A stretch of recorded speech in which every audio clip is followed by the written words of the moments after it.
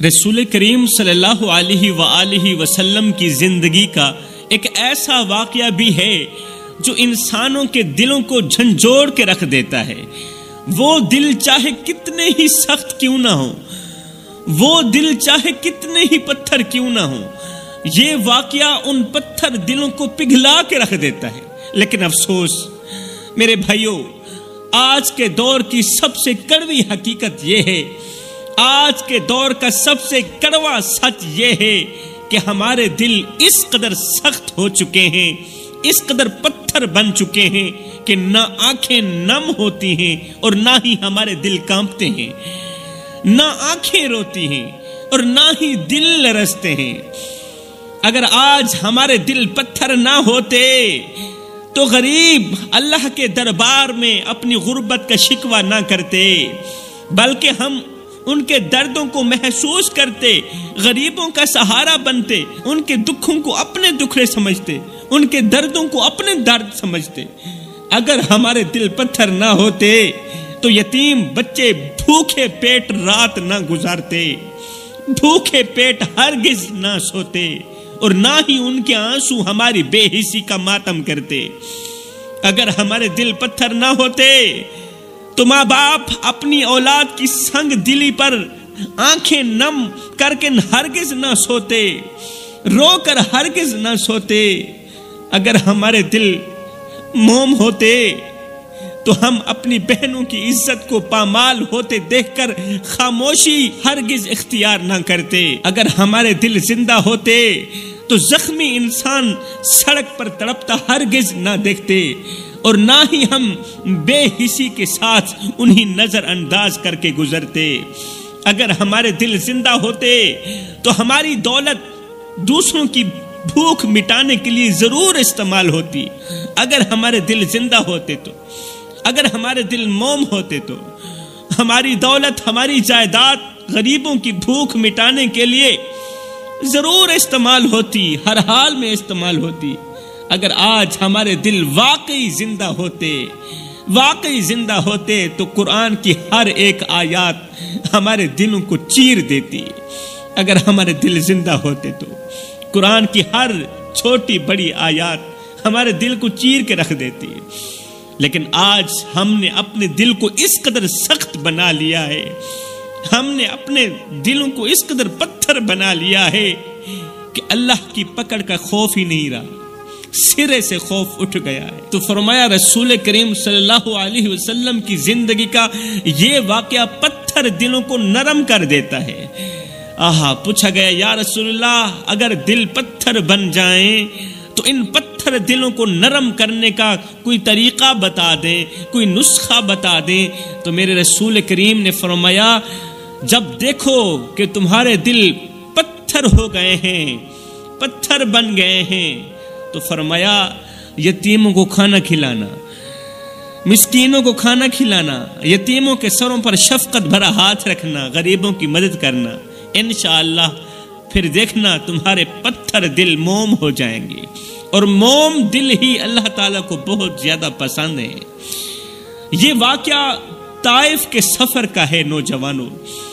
جب میرے رسول کریم صلی اللہ علیہ وسلم مکہ میں کفار کے ظلم سے تنگ آ گئے تو طائف کا سفر شروع کیا۔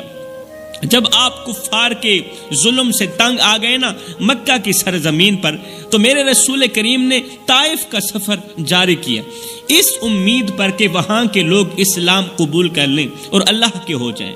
لیکن طائف کے سرداروں نے نہ صرف آپ کی بات سننے سے انکار کیا، بلکہ اپنے غلاموں اور بچوں کو میرے رسول کریم صلی اللہ علیہ وسلم کے پیچھے لگا دیا۔ وہ غلام اور بچے میرے رسول کریم صلی اللہ علیہ وسلم پر پتھر برسانے لگے، آپ کو تکلیفیں دینے لگے، آپ کو دکھ دینے لگے، آپ کو درد دینے لگے۔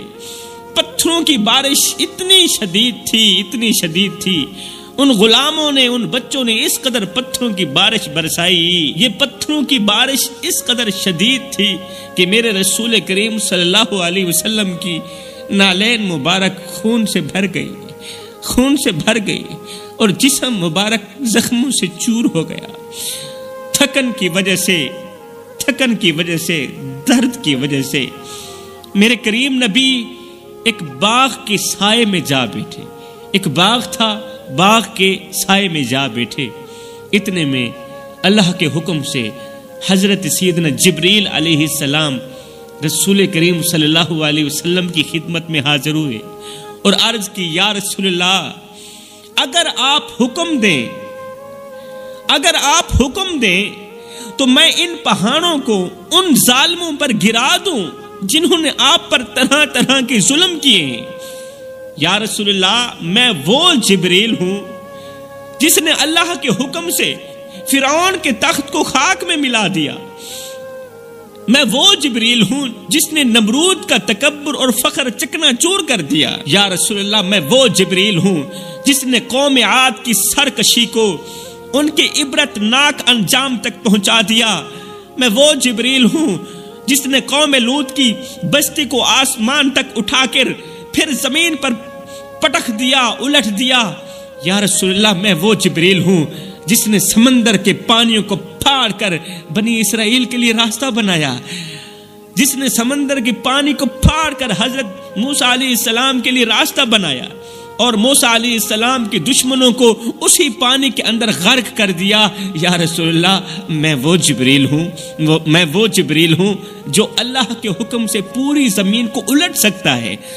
اللہ نے میں جبریل کو اس قدر طاقت دی ہے، اس قدر قوت دی ہے کہ میں 1 سیکنڈ کے اندر اللہ کی دی ہوئی طاقت سے پوری زمین کو الٹ سکتا ہوں. اور یہ پہاڑ میرے سامنے کیا ہے؟ اور آج اگر آپ اجازت دیں یا رسول اللہ، آج اگر آپ اجازت دیں تو یہ پہاڑ ان ظالموں پر گرا دوں جن ظالموں نے آپ پر طرح طرح کی ظلم کی، آپ کو پتھر مارے، آپ کو گالیاں دی. اللہ اکبر. جبریل علیہ السلام کی یہ بات سن کر رسول کریم صلی اللہ علیہ وسلم نے دعا کے لیے ہاتھ اٹھائے. سبحان اللہ. رسول کریم نے دعا کے لیے ہاتھ اٹھائے. صحابہ کرام کے چہروں پر خوشی کے آثار نمایاں ہونے لگے. صحابہ کرام خوش ہونے لگے اور وہ دل ہی دل میں خوشی سے ایک دوسرے کو دیکھنے لگے اور سوچنے لگے. صحابہ کرام سوچنے لگے کہ ابھی اللہ کے رسول دعا کریں گے اور ظلم کرنے والے اپنے انجام کو پہنچ جائیں گے. ابھی ہم ظالموں کی تباہی کا منظر دیکھیں گے اپنی آنکھوں سے. ابھی اللہ کا ترازو انصاف پر اترے گا اور حق کو باطل کا فیصلہ ہو جائے گا. کیونکہ حضور کے صحابہ جانتے تھے، صحابہ کرام جانتے تھے کہ اللہ کے رسول صلی اللہ علیہ وسلم جو بھی دعا مانگتے ہیں وہ فوراً پوری ہوتی ہے، وہ فوراً ہی قبولیت کے دروازے تک پہنچتی ہے. صحابہ ان واقعات کو یاد کر رہے تھے. نبی کے صحابہ ان لمحات کو، ان واقعات کو، ان مناظر کو یاد کر رہے تھے کہ رسول کریم صلی اللہ علیہ وسلم نے فلاں جگہ دعا کی تھی تو فوراً بارش برسنے لگی. قحط پڑ گیا تھا، جانور بھوک سے مر رہے تھے. رسول کریم نے فلاں جگہ کھڑے ہو کر دعا مانگی، فوراً بارش برسنے لگی. فلاں موقع پر دشمن کے حق میں بد دعا کی تو اللہ کا عذاب فوراً نازل ہوا اور دشمن صفائے ہستی سے مٹ گیا. فلاں جنگ میں رسول کریم نے مدد کی درخواست کی، دعا مانگی تو آسمان سے فرشتے اترے مدد کے لیے. اب صحابہ اس لمحے کے منتظر تھے کہ جب ظالموں کا نام و نشان مٹنے والا تھا اور حق کا پرچم بلند ہونے والا تھا، کہ ابھی اللہ کے رسول دعا کریں گے اور سب ظالم صفائے ہستی سے مٹ جائیں گے، سب ظالم صفائے ہستی سے مٹ جائیں گے. میرے نبی کو دکھ دینے والے، میرے نبی کو درد دینے والے صفائے ہستی سے مٹ جائیں گے، جہنم واصل ہو جائیں گے. ابھی رسول کریم دعا کریں گے.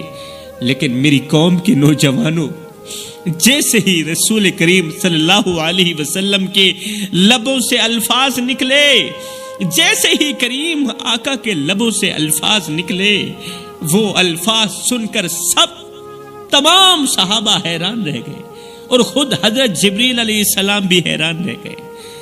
تمام صحابہ یہ الفاظ سن کر حیران رہ گئے. اللہ کے نوری فرشتے حیران رہ گئے. وہ کون سا جملہ تھا، وہ کون سے الفاظ تھے؟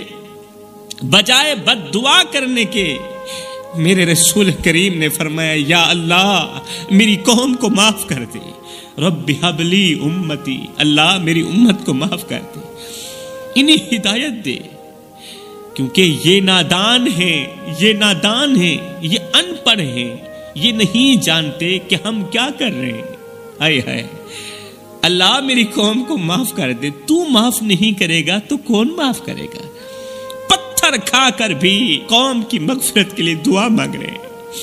یہ سن کر صحابہ کرام کے دل کانپ گئے، ان کی آنکھیں آنسوں سے بھر گئیں، اور صحابہ کرام سمجھ گئے کہ یہ صرف اللہ کے نبی کا ہی ظرف ہو سکتا ہے جو اس قدر اذیت سہنے کے باوجود بھی، اس قدر تکلیف سہنے کے باوجود بھی اپنے دشمنوں کے لیے عذاب نہیں مانگتے بلکہ ہدایت کی دعا مانگتے. سبحان اللہ. یہ وہ لمحہ تھا جس نے سب کو یہ سبق دیا، ہر چھوٹے سے لے کر بڑے انسان کو، ہر چھوٹے سے لے کر بڑے امتی کو یہ سبق دیا کہ انتقام سے بڑا ہتھیار معافی ہے. انتقام سے بڑا ہتھیار، بڑی تلوار معافی ہے، اور عذاب سے بڑی طاقت اللہ کی رحمت ہے. سبحان اللہ. میرے بھائیوں، ہمارے نبی نے غیروں کو اپنا بنایا، ہمارے نبی نے غیروں کو اپنا بنایا، انہیں محبت، شفقت اور رحمت سے اپنے قریب کیا. لیکن افسوس آج ہم نے تلخ رویوں کی وجہ سے اپنوں کو غیر بنا دیا.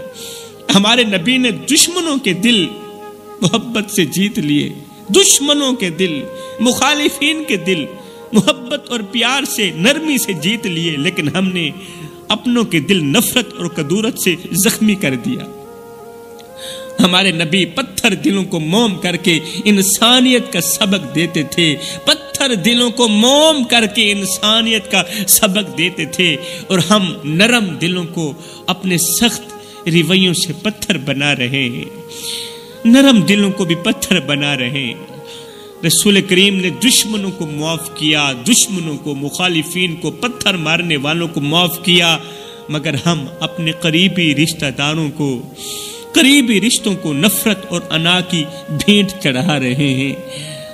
وہ اپنے بدترین مخالفوں کے لیے دعا کرتے تھے، میرے رسول کریم اپنے دشمنوں کے لیے دعا کرتے تھے، بھلائی مانگتے تھے، اور ہم اپنوں کے لیے بد دعائیں کرتے ہیں. میرے بھائیوں ذرا سوچو، ہم نے اپنے رویے سے کتنے دل توڑے ہیں، اپنے کردار سے، اپنے ہاتھوں سے، اپنی زبان سے، اپنی آنکھوں سے کتنوں کے دل توڑے ہیں، کتنے رشتے ختم کیے ہم لوگوں نے. یہ وقت ہے کہ ہم اپنے نبی کے نقش قدم پر چلیں، نبی کی سیرت پر چلیں، غیروں کو اپنائیں، اور اپنوں کے ساتھ محبت کا ایسا رشتہ قائم کریں، ایسا رشتہ قائم کریں جو دنیا کے لیے مثال بن جائے. ورنہ یہ سخت دل اور سخت رویے ہماری تباہی کا سبب بن جائیں گے. میرے بھائیوں، ارمان کی بات تو یہ ہے کہ آج ہمارے دل ہر ایک کے لیے سخت ہو چکے ہیں، لیکن سب سے بڑا افسوس یہ ہے کہ اب تو یہ دل والدین کے لیے بھی سخت ہو چکے ہیں، اب تو یہ دل ماں باپ کے لیے بھی سخت ہو چکے ہیں، بوڑھی ماں کے لیے بھی سخت، بوڑھے باپ کے لیے بھی سخت بن چکے ہیں. والدین جنہوں نے ہمیں گود میں سنبھالا، اپنی نیندیں قربان کر کے ہمیں پلایا، آج انہی والدین کے لیے ہمارے دلوں میں جگہ نہیں. وہ والدین خیرات مانگتے ہیں، بھیک مانگتے ہیں. اپنے دل میں نہ صحیح گھر کے کسی ایک کونے پر تو ہمیں رہنے کی جگہ دے دو نا. وہ ہم سے بھیک مانگ رہے ہیں، دل میں جگہ نہ دو. ہم نے دل میں جگہ تو نہیں مانگی، گھر کے کسی ایک کونے پر تو رہنے کی جگہ دے دو نا. لیکن ہم نادان گھر کا کوئی پرانا کونا بھی والدین کو دینا گوارا نہیں کرتے، والدین کے رہنے کے لیے گھر کا کوئی پرانا سا کونا بھی دینا گوارا نہیں کرتے، چھوٹا سا کونا بھی دینا گوارا نہیں کرتے. میرے بھائیوں، میرے رسول کریم صلی اللہ علیہ وسلم نے والدین کے بارے میں فرمایا تھا، والدین کے بارے میں میرے رسول کریم نے فرمایا تھا کہ والدین کے سامنے اف تک نہ کہو. مطلب کہ اونچی آواز میں تو بات ہی نہیں کرنی، اگر کہو گے تو اللہ ناراض ہو جائے گا۔ جب اللہ ناراض ہو گیا تو پھر تمہاری کوئی بھی عبادت کسی کام کی نہیں، پھر تمہاری نماز بھی کسی کام کی نہیں، پھر تمہارا روزہ کسی کام کا نہیں، پھر تمہارا کیا گیا حج کسی کام کا نہیں۔ ساری زندگی سجدوں پہ سجدے کرتے رہو۔ اگر والدین کو ناراض کیا ہے تو اس وقت تک اللہ راضی نہیں ہوگا جب تک والدین راضی نہیں ہوں گے، اور اگر اسی ناراضگی کے دوران والدین مر گئے تو کس سے معافی مانگو گے؟ کس سے معافی مانگو گے؟ یہ وہ تعلیم ہے جو ہمیں پیار، احترام اور خدمت کا درس دیتی ہے، لیکن آج ہم اس تعلیم کو بھلا چکے ہیں۔ آج جب ہم سوشل میڈیا کھولتے ہیں، موبائل کھولتے ہیں تو دل دہلا دینے والے مناظر دیکھنے کو ملتے ہیں۔ کوئی بوڑھا گلیوں میں بھٹک رہا ہے، وہ بھی تو کسی کا باپ ہوگا نا۔ کوئی بوڑھا گلیوں میں بھٹک رہا ہے، کوئی باپ سڑک کے کنارے بھیک مانگ رہا ہے، کوئی باپ خیرات مانگتے مانگتے جب وہ تھک جاتا ہے، جب اسے خیرات نہیں ملتی تو وہ محنت مزدوری کے لیے بوری اٹھانے کی کوشش کرتا ہے، محنت مزدوری کے لیے ایک روٹی کے لیے وزنی بوری اٹھانے کی کوشش کرتا ہے، لیکن بڑھاپے کی کمزوری کی وجہ سے وہ بیچارہ بوری بھی نہیں اٹھا سکتا، وہ محنت مزدوری نہیں کر سکتا۔ سنو، جب سے ہم نے والدین پر رحم کرنا چھوڑا، جب سے ہم نے والدین پر رحم کرنا چھوڑا، تب سے ہماری زندگی سے سکون، چین و قرار چھین لیا گیا۔ اللہ تعالیٰ نے ہمیں دنیا میں ہی سزا دے دی۔ اللہ ماشاءاللہ میں ہر کسی کی بات نہیں کر رہا، میں اپنی بھی بات نہیں کر رہا، میں آپ لوگوں کی بات بھی نہیں کر رہا، میں ان نافرمان اولاد کی بات کر رہا ہوں جن کی وجہ سے آج بھی ان کے ماں باپ روتے ہیں، پوری پوری رات ان کو نیند نہیں آتی۔ جب سے ہم نے والدین پر رحم کرنا چھوڑا، تب سے ہماری زندگی سے سکون، چین و قرار چھین لیا گیا۔ جب سے ہم نے رسول کریم صلی اللہ علیہ وسلم کے اس فرمان کو پس پشت ڈالا کہ اپنے والدین کو اف تک نہ کہنا، تب سے ہماری زندگی میں برکت ختم ہو گئی۔ جب سے ہم نے والدین کے سامنے چیخنا اور چلانا شروع کیا، ہائے ہائے، تب سے ہم اپنی ہی پریشانیوں کی دلدل میں پھنستے چلے گئے، اور اس دلدل میں ایسے پھنسے کہ باہر نکلنے کا کوئی راستہ ہی نہ ملا۔ آج ہمارے پاس مال تو ہے، دولت تو ہے، عیش و آرام کی تمام سہولتیں موجود ہیں، مگر سکون دل سے روٹ چکا ہے، چین و قرار روٹ چکا ہے۔